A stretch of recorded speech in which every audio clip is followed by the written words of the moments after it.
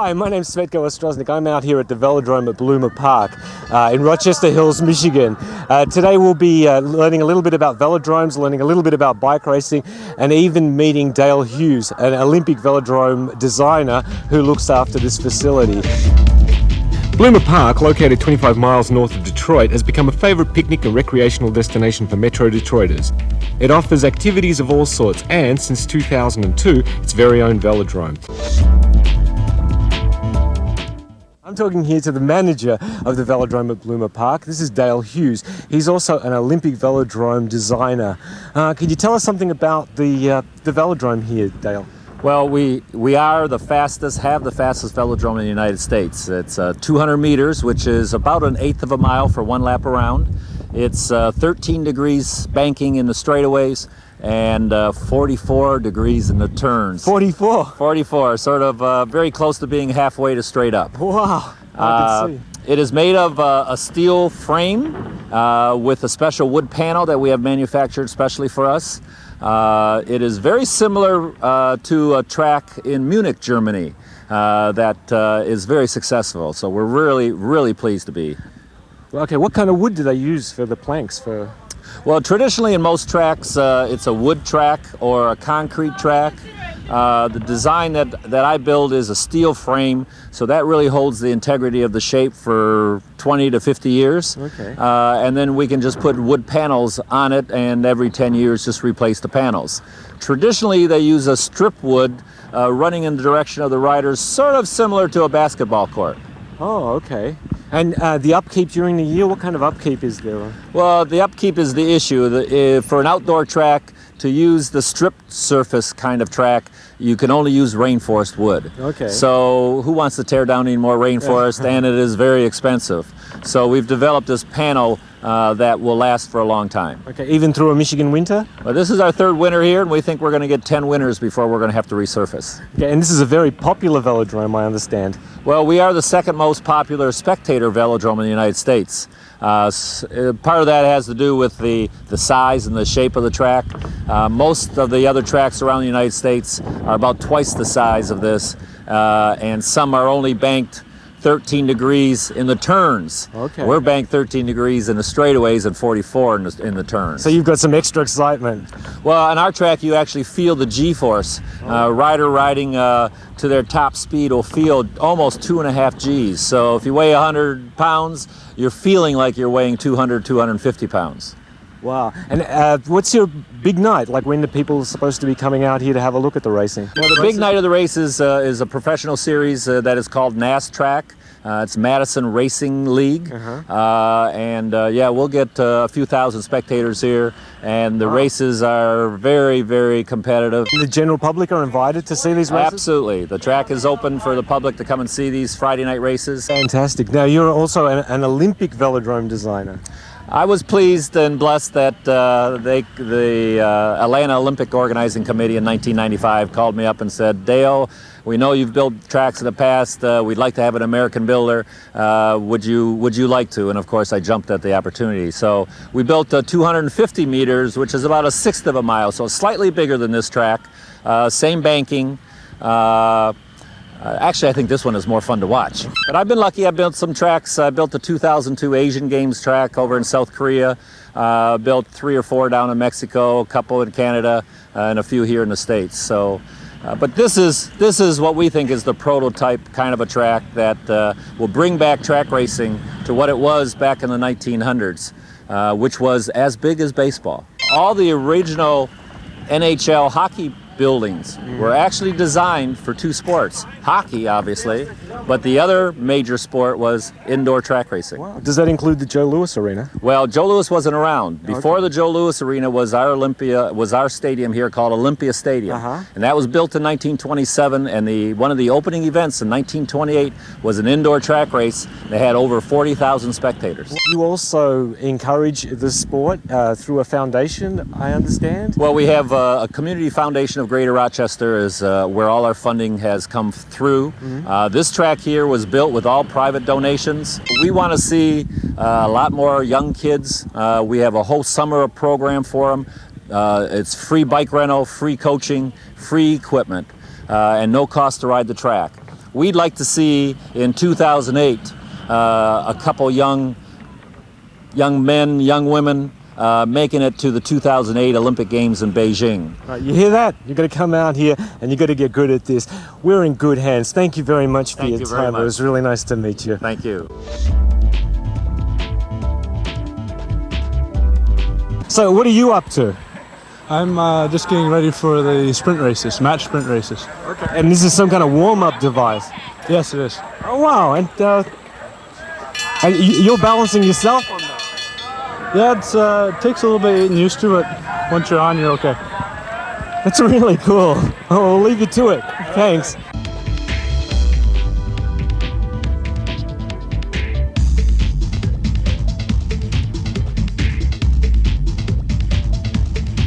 Okay, so we want to have a look at the technology of these bikes. We'll find out a little bit about what they do, what's special about some of them, and what they're worth. I'm speaking here with Julia Bradley. Okay, and you're from? I'm from Toronto, Ontario. Wow, so you're part of the Can-Am weekend. That's right, yeah. So Ontario Provincial Championships, we've combined it with the Michigan State Championships this weekend. Yeah, so we just get more riders out, more people to compete with.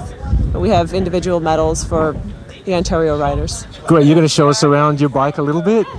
This is a Guru bike. It's from Montreal in Quebec, in Canada. And it's a track-specific bike. First of all, it's different than a road bike. The main thing that you'll see that's different is that it's only got one gear. It's a fixed gear.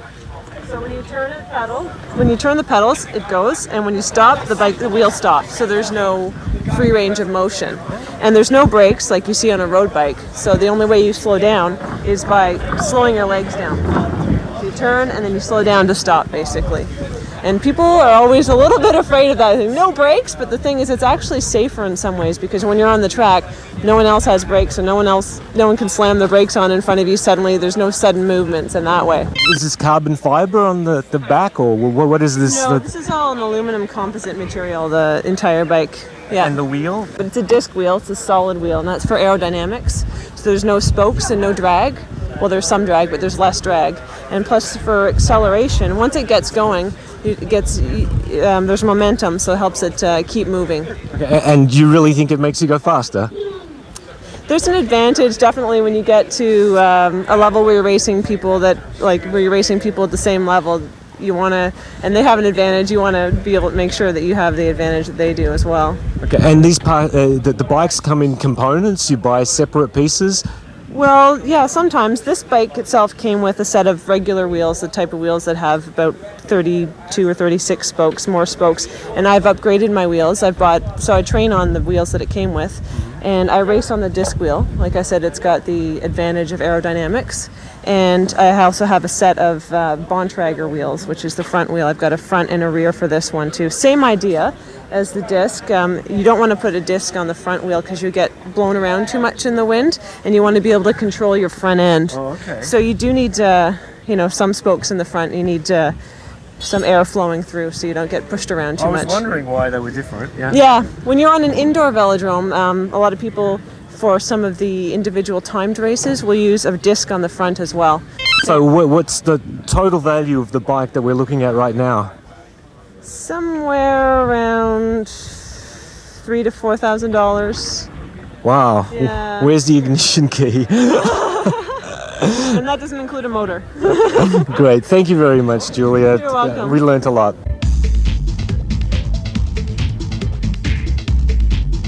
This weekend we're really lucky because we'll get to see the Michigan State Finals bicycles and the Ontario Provincial Finals. So I'm looking forward to seeing some racing. Okay, we're here at the Velodrome at Bloomer Park in Rochester Hills, Michigan, and we've just gotten the go signal for the 50-lap scratch race for our AA racers in this Can-Am Championship. We've got 18 riders on the track. They're going to be looking at 50 laps to go as soon as they get the absolute go whistle, which won't occur until they are really all together. It's a beautiful field out there. The sun is reflecting off all those gorgeous jerseys and the shiny handlebars and sparkling wheel. Right now we have Neil Digman out front, Dave Stanley in the orange on top.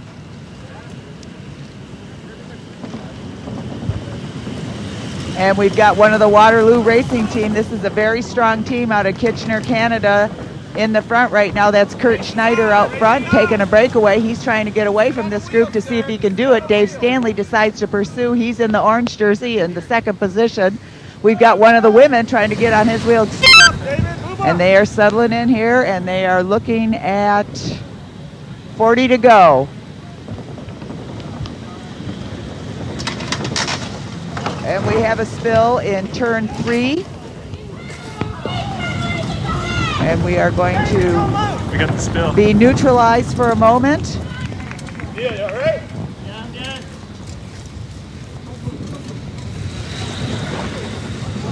The officials are going to neutralize this race for a moment as we make sure our riders are all okay. We lost quite a few people on that ride, on that turn.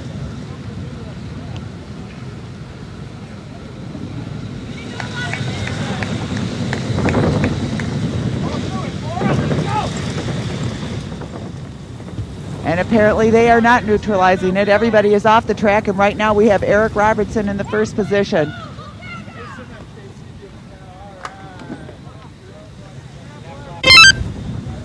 Kurt Schneider in first. Dave Hickman in second. Dave Stanley in third, and nobody wants to take a pull on this. They know they've got a long ways to go before they see the one to go. So we're having them split up all over the track. They're taking a lot of time here on these laps.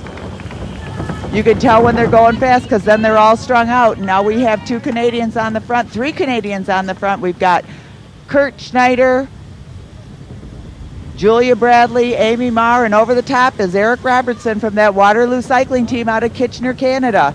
A very strong team made up of a good mix of riders, young and old. Eric Robertson taking a flyer off the front.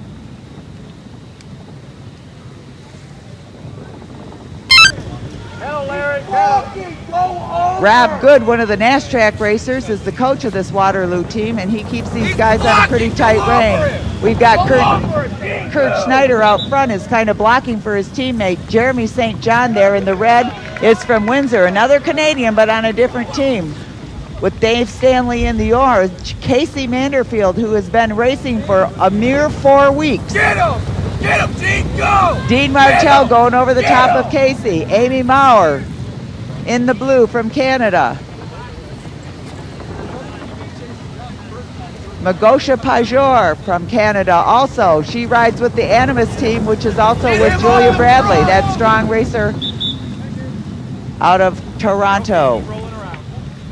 And Eric Robertson is very close to lapping this field right now. He's got less than a quarter of a lap, and he's going to have him. They're in his sight, and now we have Dean Martell off the front with Kurt Schneider, Dave Stanley, Amy Marr, Casey Manderfield, Magusha Pajor, Ron Pillars. And they tried to get something going up front there so they wouldn't be lapped by this 18-year-old, but it looks like he's going to be able to do it. Once you get him in sight on the straightaway, it's hard to give up on it.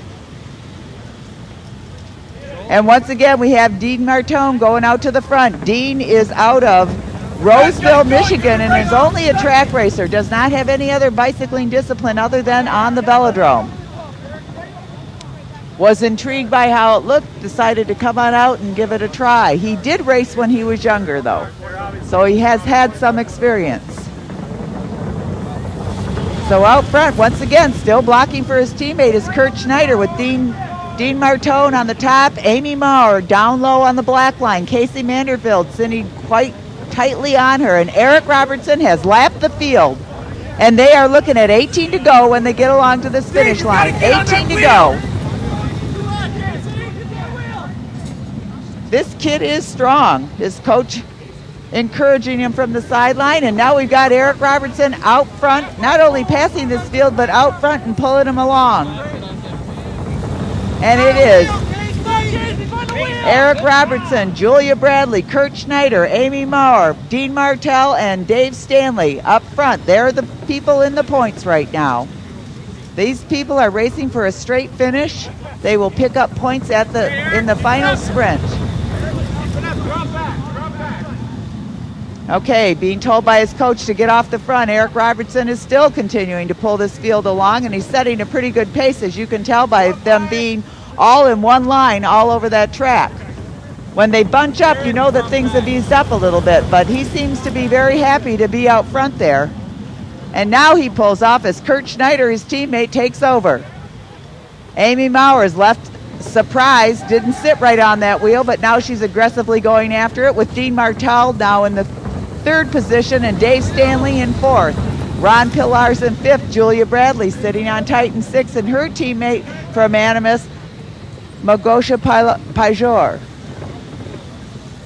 Coming in on the inside, a dangerous place to go sometimes, is Jeremy St. John in the red.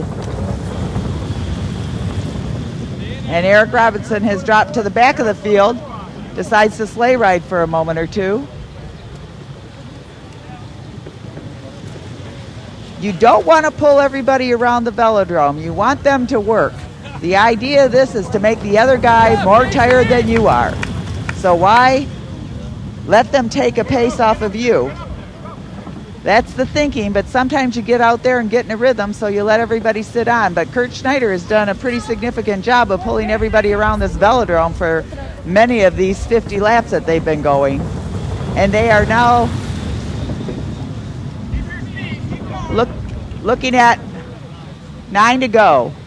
They'll be looking at 9 laps left in the bike race, and Jeremy St. John makes a move over the top. Jeremy St. John in the red with Julia Bradley on his wheel. He decides to pull up a little bit, decides he's not going to go up and over, and Kurt Schneider still retains his position on the pole line and first position. So we're looking at Kurt Schneider, Amy Maurer, Dean Martel, Julia Bradley up high, Dave Stanley low, and there goes Eric Robertson again.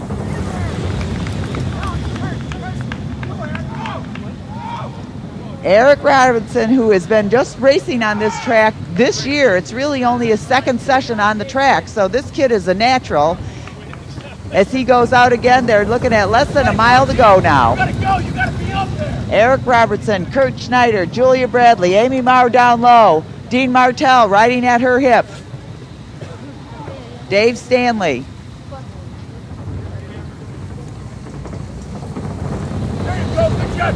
And once again, Eric Robertson is pedaling away, but Julia Bradley says, I'm not going to let that happen again, and they're going to be looking at 5 when they get to the line. 5 to go.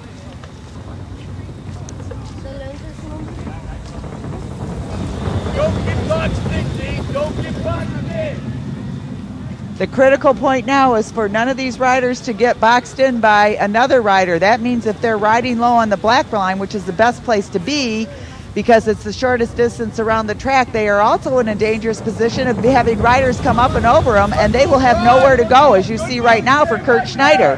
He has nowhere to go if Ron Pilar stays there on his hip. So he's got to get out of that hole if he wants to score some points in this final sprint, which of course he's going to want to do. And they are looking at 3 to go, less than a half a mile.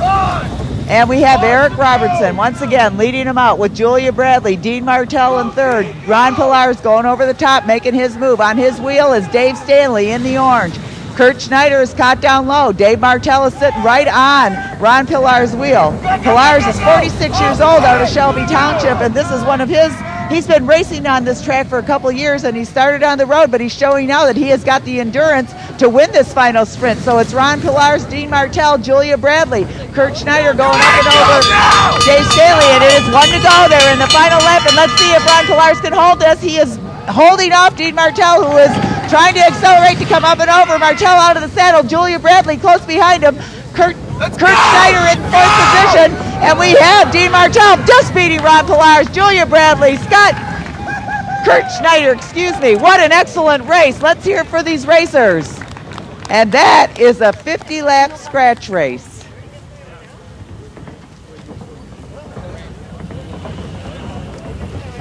Excellent racing. That was one of the best sprints we've seen out here all day, as Ron Pilar's just came up and over the top, accelerated. Dean Martel getting out of his saddle to nip him at the final line. And we'll get a final verification on how that finish did go. Let me talk to Chief Official Diane Charbonnet here. Steve Martell won the sprint, but Eric Robinson won the race. Okay, here's the champ of that race, Eric Robertson.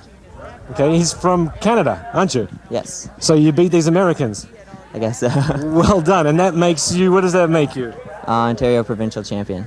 Ontario provincial champion. Well done and congratulations. That was a really, really good ride. You're lucky you avoided that accident. Yeah, I just went higher on it like you said at the start. So So how long have you been racing? this is my second week on the track. Of all of your whole life? Yeah, I've never raced track before since last week. Okay, and you haven't been doing it since you were a pup?